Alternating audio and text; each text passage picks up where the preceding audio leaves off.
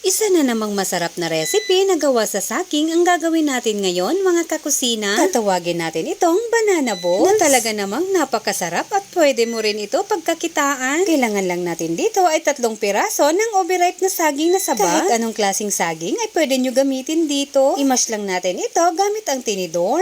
Once na mash na natin itong mabuti, ilagay na natin ang 2 piraso ng itlog. Lagyan rin natin ng 1 sachet o 33 grams ng powdered milk. Pwede nyo dagdagan ng gatas ayon na sa inyong panlasa. Ilagay na natin ang 2 cups ng all-purpose flour at 1 tablespoon ng baking powder, 3/4 cup ng tubig at 1/3 cup ng asukal. Takpan lang natin ito at i-rest ng 15 minutes. Bago natin ito iprito, maglagay lang ng sapat na mantika bago natin ito ilagay. Kailangan lang natin dito ay kutsara, hindi na kailangan ng perfect na pagkabilog. Napakasarap talaga nito pang merienda at talaga namang napakalambot.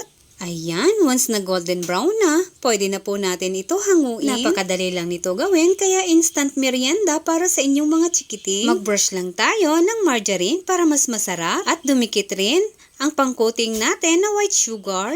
Ayan na, may pang merienda na tayo na banana balls. Kahit malamig na, napakalambot pa rin. Maraming salamat hanggang sa susunod mga kakusina.